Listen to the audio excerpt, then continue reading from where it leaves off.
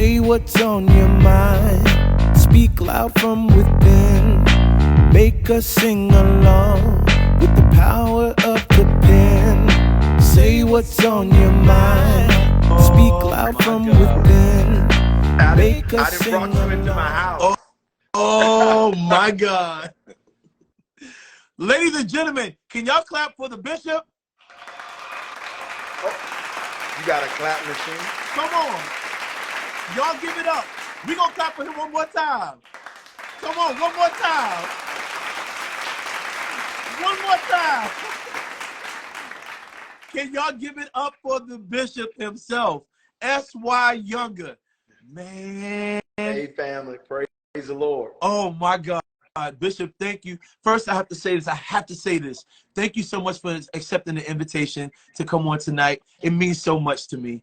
It means so much to me. And I'm just happy to have you on this platform because I have so much to dive in and talk with you about before you go and give your word to your flock, you know. But I just got to say thank you for coming on.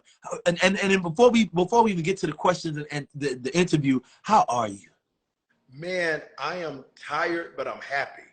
Come on. No, I am tired. I won't even pretend like what I do doesn't affect me physically. Yeah. But when I lay down at night, I am happy because I know I'm doing what God called me to do. Mm-hmm. I tell people, don't feel sorry for me. Only feel sorry for me if I'm being successful outside of the will of God. I am in the will of God. I know I'm in the will of God. He's starting already, y'all. It's strength to me. It's strength to me. Estee, man, you family. You family. Thank you, bro. Thank you. But you are, I have to respectfully, you are Bishop S.Y. Younger. Amen. Amen. You, thank you. So let me ask you, Bishop, what was your experience like at the Stellars? I know what we saw. I know what we heard. But I want to hear from you. What was that experience like? That was your first time performing, right? Crazy. Yeah, it was crazy. Last year, I went to the Stellars for the very first time. I had never been to the Stellars. So I went for the very first time last year, and I was sitting in the back of the auditorium. Come on with it. And this year, God flipped it, where I went from the back row to the platform. To the platform. And that tells you that everything God says, it comes to pass, but you have to be prepared for it. You know, he said, enlarge the place of your tent. In other words, expand your capacity. And something Bishop James Nelson Sr. told me one time, he says, if you're not flexible, you're breakable. Woo! And I had no idea I was performing until 48 hours before the show. I was leaving to go to the airport, and they called me. Darnell from Monarch called me and says, the Stellars are having a conversation about you right now, and they want to know, will you perform? And I was like, you know, these are moments God has prepared us for, but when the moment comes, the Bible says, shall you not know it, right? And so they start, and you know the music industry even more than I do, so they start discussing production. I mean, how many singers, how many musicians they'll fly out. But then as it progressed on my way to the airport, they said, no musicians, no background singers. We're going to use the house band and the house musicians. I'm like, okay, I'm good. Then when I get there, they said, you're going to sing on the floor. And then they says, no, when I went for sound check, no, we're going to put you on stage left. Then they said stage right. Talk about this process. Oh, it was intimidating. It was very intimidating. Sound check was intimidating. Sound check only had a few people in there, but those few people were Kira Sheard and Lena Bird Miles, Jonathan McReynolds, people who I know, but people where their presence made me feel like a counterfeit. I'm like, what am I doing here? Like, I don't supposed to be here with them. And so I'm in there. Then I found out when I get on the stage that I'm not going to have any live music at all. Any background singers, any instrumentation, I have to sing with the track. And that was not my expectation. And so I'm like, how am I going to sing this song with the track? And then they says, we're only giving you 1 minute and 15 seconds. So now I got to find out where to start the song and where to cut it off at. 1 minute and 15 seconds with no live band and no background singers. I over-exaggerated, y'all. I said 3 minutes. I said 3 minutes. The man said 1 minute and 15 seconds. Go back and look at it. It was 1 minute and 15 seconds. And so, trust me, because it was a painstaking process. So when we got there to the night of the show, I had ran all day that I hadn't had anything to eat. I have a picture online where it shows where somebody brought me hamburgers while I'm sitting in the audience waiting for the event to start, right? And I'm sitting in the audience, and all of a sudden, Isaac Caree, James Fortune, Michael Todd, Travis Green, all of them came in, and they start walking up to me saying, "Oh, we can't wait for you to perform tonight. Oh, we love your ministry. Oh, let's take a picture together." And what should have been encouraging gave me anxiety. You know, that's real. That's real talk. If you're fearful, everything speaks to your fear. You know, so at that moment I was fearful. So instead of it speaking to my faith, it was speaking to me, speaking to my fear. And I was trying to tell them, "Oh, no high expectations. I only got a minute. I don't have a band." You know, I started making excuses. But David says, "I don't come with mighty armor." Huh? He said, "But I come in the name of the Lord." Come in the name of the Lord. So that night, it was time to get ready when they came to get me. My nerves were shot. And everybody started telling me. I had stylists reaching out to me about what I'm going to wear. They said, we would like to style you. You know, don't pay. You don't have to pay for the clothes. Just tag us on social media. And I said, "Oh, I already have what I'm going to wear." And I even I had people from my own camp saying, "Please don't tell me you're going to the Stellars in that robe. Please tell me you're not going to the Stellars in that robe." And I was like, yes, I am. Like, yes, I am. And finally, I got in the back, and my own staff was like, "Are you sure?" And I'm going to be honest, since I'm on your live, I'm going to tell you what I said. Come on. Listen, if these people can have their breasts, I didn't say breasts, they had their chest out and their backs out, why can't I wear my robe? Why can't you wear your robe? At the Gospel Awards, why can't I? And I got to go with what's proven for me. Jesus. And so what you see at the Stellars is before the song, before I even started. And I was so nervous, and I went out on the stage ready for me to start, and some music was playing. I started dancing before I started singing. I saw a clip of it. I said, "What is he doing?" I'm not a thermometer. I'm not going to take the temperature. I'm a thermostat. You're going to set the temperature. Come on. Huh? I had to. They're getting ready to run in the comments. They're getting ready to run. I had to set the temperature. I said, no. This is what you were called for. I had to coach myself through it. You had to encourage yourself, David. I had to coach myself through it.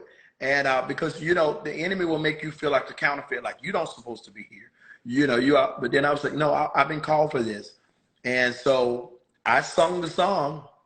And when that 1 minute, when they cut it, see, this is the crazy thing. Let me tell you something else. If you watch the video, you'll see me fooling around. I did. I noticed it. I did. You know why? Let me tell you. If you notice, I'm catching up with the track because I can't hear the track. What I'm hearing is the music in the house. For some reason, the track wasn't coming in my ears, and all I could hear were the musicians. And the musicians that weren't playing, the musicians that said, "Uh-oh, he's about to flip this house upside down." I'm hearing this, right? Then somebody said, "I'm going to play behind him." And then somebody else said, "I ain't going to mess up my check." Come on! Estee, I'm giving you the 411. You can hear the in-ears. I can hear it. And so that's why if you notice, when I walk off the stage, the drummer jumps in and starts playing. Yes, he did. But he's not in the house. Oh. They cut off. The musicians were trying to play, and they cut it in the house. So what you don't see on television is that them people did a holy stampede for a minute till Tasha and Jonathan McReynolds had to try to bring it down. But it was Bishop Younger. The God moment. Okay, so with all due respect, and you're going to understand what I'm getting ready to say, right? Mm-hmm. First of all, anybody that's never heard you sing, a lot of people have heard you preach, right? A lot of people have heard you preach. A lot of people have heard your music, but now you're known throughout the world because of that one clip for this song, and people are probably now searching you and Googling you and trying to find out about your music, right? You remind me, you're reminiscent for me of like Pastor Ronald Brown, Gilbert Patterson, my Bishop Hezekiah Walker, my bishop's bishop, Bishop Kenneth H. Moles, right? Where you, where you dig deep down and you go someplace that a lot of people have not been, and if people have been there, they stray away from it and don't go back to it. And you find them songs that will clean out a church, that will whatever you're going through, it will remind you of who God is, right? Is that like an intentional thing? Like what makes you go for that sound and those song choices? Well, I'm gonna tell you, I never planned to be a gospel artist. So nothing I have done has been set up to be a gospel artist, and we're gonna make this go viral. Anything that have ever gone viral from our church, from our ministries, or me preaching on the road is organic. And one reason why I never attempted to be a gospel artist, because the closer I get to this industry, I realize the gospel industry is not synonymous with gospel ministry. Everybody who do this don't believe in this. I actually believe in it. That's some truth. No, this is real to me. And I'm gonna tell you, if you realize the song "The Storm Is Passing Over" went viral a whole year before we recorded it. Somebody chopped it up and put it on TikTok, and it became a TikTok challenge for people dancing in grocery stores. People were looking for hope, and this has been my heart to even my band, my singers. I said, listen, before I let the industry contaminate us, I'll pull out of it. Because at the end of the day, for me, it's not that our name be made famous, it's his name be made famous in the earth. And so no, this is an organic thing. The sound of the ramp is not the, when people talk about the sound of the old church, it's not the tamarines and the washboard, it's the consecration. That's the sound of the old church, is that there was a level of sanctification and consecration. It's not the instrument. It ain't the instruments. We got to be close enough to the world to impact it, but distant enough that we're not contaminated by it. And we're, I feel, and one thing about the culture of our church, the culture of the Ramp Church is very diverse. Especially if you ever come to the mother church, it's a very diverse, culturally interracial. We have churches in Brazil, in India, and so it impacts the way we have church. To God be the glory. Yeah, it impacts the way we have church. So I'm not anti new music. Oh my goodness, the new CCM. I love CCM. Yeah. We sing it every Sunday. I'm just weary that people feel like we have to abandon our roots in order to embrace what's next, or to embrace what's now. No, you don't have to abandon. Don't ever let somebody tell you that our ancestors were not worshiping. Jesus. Worship was not born when Ron Canoli or Hillsong started singing. Right. Oh no, our ancestors, and there's a sound in those songs.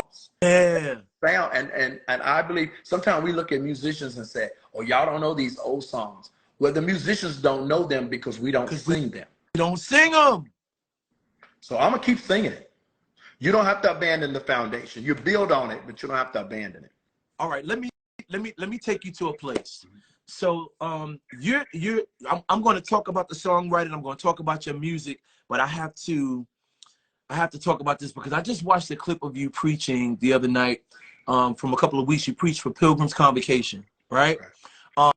I have recently released an album after I lost my mom called Good Grief. And Reese went on this mission to help people manage grief and grieving, right? Because I've lost my grandmother. I've lost other people, friends in my life that were heavy, but nothing was like losing my mother. When I lost my mother, it's like nothing I've ever felt before, right? I remember when you lost her. I remember.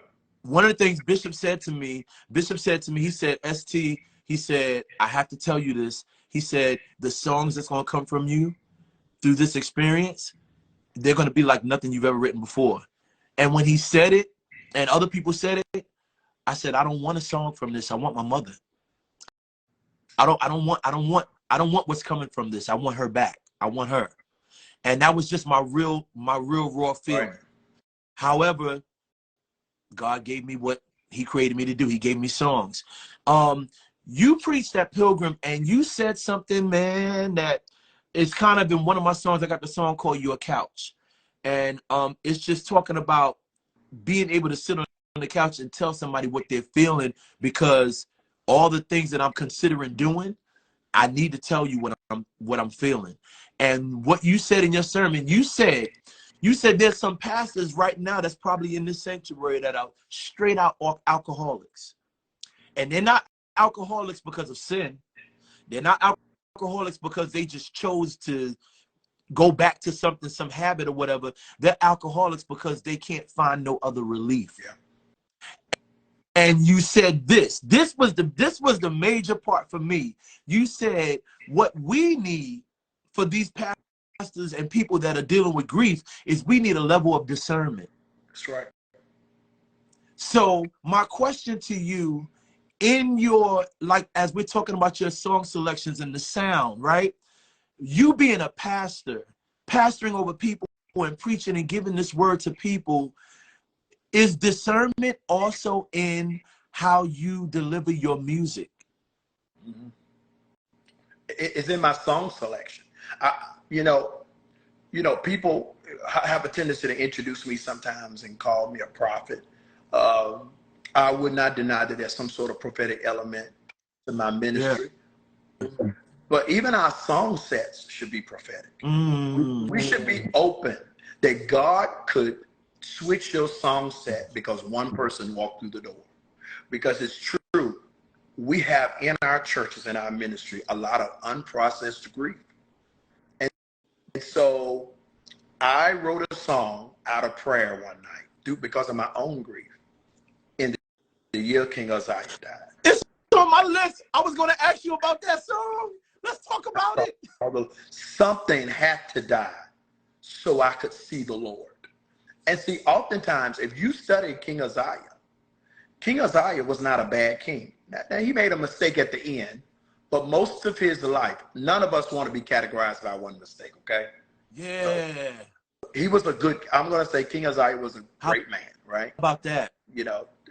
And let's remember that. Let's not categorize people's whole life because they made one mistake. Woo! But the prophet said when he died, in the same year, I saw the Lord. So that's not just bad things. When bad things die, when good things die. When we lose good people. How about that? In moments like that, we see God in a way we've never seen him before. There's a revelation of God that we only see through process and loss. And if you go ahead and grieve, but if you grieve too long, then that won't have the strength to recover what God wants you to see. And then we cry holy. See, the word holy means he's other. Jesus. He's in a category all by himself that although I lost something that broke me, that this has broken me, but through my brokenness, I've received the revelation of who God is. And so, no, because when we talk about grieving, I had to grieve some things. When we talk about grieving, it's not just when caskets close. Yeah. It could be when you have to lay down your plans. And this is it. Plans that you feel God gave you. What? See, God gave you your mother. God gave you your mother. You had to release back to God somebody that God gave you. See, when we talk about giving up stuff, we always talking about sin. Oh, that's a reasonable service. You benefit by giving up sin. But I can't say I benefit by losing my mother. but I have to release what God requires and then cry holy. And then cry holy. He's other. He's stuck in a category by himself that he can slay me and I'll still trust him. He can give and then turn around and take away that he gave, and I still say, blessed be the name of the Lord. He's other. Bishop, one of my revelations is exactly what you're saying. It took, I'm trying to keep it together. Jesus. Glory be to God. It took me a while to jump back in place at church, because I realized more after I lost my mother that God left me here, so he must have left me here for a reason. I must still have something to do. And now I have to find a way to navigate through life without her. I have to find a way to still lead worship if that's what he wants me to do without her. I still have to find a way to be the man of my household, lead my family and my children. It's rough. It's rough. But I know that he's still holy.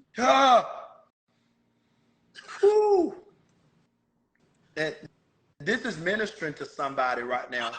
And I want someone right now in faith just to type on the screen, I can't die where they died. Jesus. I can't die where they died. See, that's the thing about a marathon, a relay, a relay race.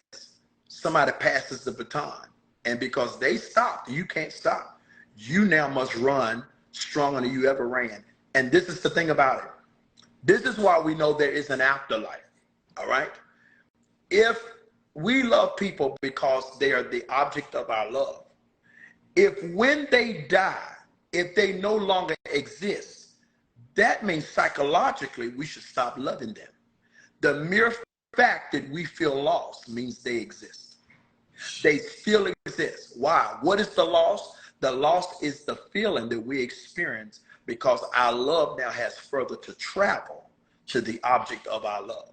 Yeah, they exist more now than they did then. And we don't know how it works, but the Bible says we encompass with a great cloud of witnesses. In some kind of way, they are pushing us.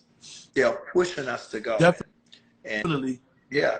I don't know. Have you ever watched the movie 5 Heartbeats? And they say, yes. Night like this. Well, they said about Duck in that movie. It says Duck will write better music. He writes good now, but he's going to write better once he experiences heartbreak. Your song, King Isaiah, you actually had me do some research. And for anybody that knows the story, or anybody that does not know the story, the song that he wrote, he sang the scripture, and he said, the year King Isaiah died, I saw the Lord. He's talking about Isaiah, right?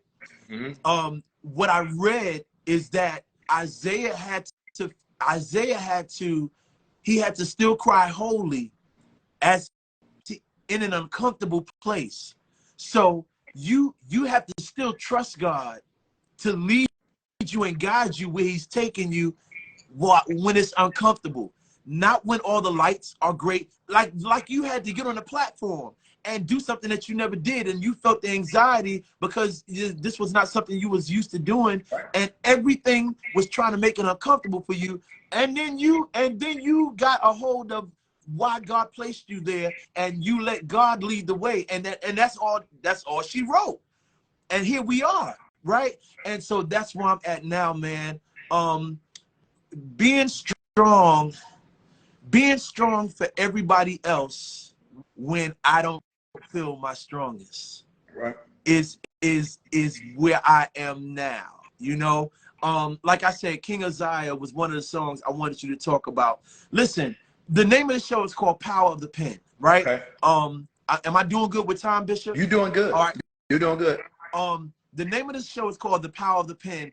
And what I found, God showed me something that I didn't even know he was going to show me through creating this platform, is that we found out more about the lives and the experiences behind the song that were greater than the song, which makes us now appreciate the song even more. You know, when you hear the power of the pen, what do you think of when you think of the power of the pen? Not just being a songwriter, but even being an orator of the word, being a preacher. You know, what does that mean to you? The power of the pen. You know, everything we know about the scriptures is because somebody wrote it. This is why I even tell preachers, I write something. I'm a manuscript preacher sometime, but 80% of the time I'm not. But even the times I don't use a manuscript, I'm learning to write out my messages, because the more I write out my messages, the more I have a legacy to leave. And I write out my prayers, because when I write out my prayers are more intentional. Just for example, if you write out your prayers and just say, wait. I need you to say that one more time, because I literally just had a conversation with my wife talking about how, you know, it's hard for some people to pray in front of others. Right. It's okay when you in your own private place, in your secret place, and you're praying and talking to God. You can say it however you want to, but when you have to pray in front of others, sometimes it can be a little intimidating, right? And this man just said we start performing. We can't help it. When you know other people are listening, you start performing. You know, oh God, you know, and I pray like that personally, you know. But when people in front of people, they start performing. And when you write out your prayers, sometimes when you just saying prayers, you know, Lord touch Estee, Lord touch my daddy, Lord touch my sister, Lord touch my brother. Now go to write that out. Lord touch Estee, Lord touch my mother, Lord touch my father, touch my sister. It's not as intentional. When you have to write it out, you don't just say, Lord touch my father. You started to communicate how. You know, Lord touch my wife, because she's working and going to school at night. And I'm asking you to give her energy, give her strength. And what writing your prayers do, this is the power of the pen. Power of the pen. Listen, what writing your prayers do is you're able to go and see the journey of your prayer life to the point you'll see where somebody is spiritually based upon what they pray for. Not how much they shout, but what they pray for says something about the content of their spiritual maturity. And we have become a people of prayer requests, but not praise reports, because we don't have testimony services. Jesus! So at some point, as you go over your prayer journal, you can say, oh, hold on, God did that, and God did that. I'm going to show y'all something. And I don't bring people in my house. Bishop, I appreciate you so much. This is my apartment in DC. But I write out sticky notes every day and put them on that wall before I start work at my computer. And I start praying over those people, praying over those things. Then I start removing them. Why do I remove them? Because God starts answering. And Jesus. And you're talking about the music. There's that King Uzziah. I wasn't writing a song. We were in prayer. We were in prayer one Friday night. And I just started standing in prayer. And it's a song on there called Megan's Song, You're Still Faithful. We wrote that song because we ended up getting that song in the middle of worship after we had a funeral that day of a 20-some-year-old girl of our church that died of leukemia. And I almost canceled Bible study because we were mentally and emotionally exhausted. You know why? Because we expected God to heal her. Come on, let's talk about that. Let's talk about when we do the praying and the putting the oil and rebuking cancer and all of that, and they still die. That's a different type of worship. That's a worship that says, I don't understand you, but I trust you. I don't agree with you right now, but I'm coming in agreement. You know, in my humanity, I've got questions. See, questions about God will make atheists continue to deny him. Agnostics question him, but believers will worship. That gap is what makes him holy. We can't wrap our minds around God. And any God that we can wrap our minds around is not worthy of worship. Jesus. Yeah, if we can figure him out, right?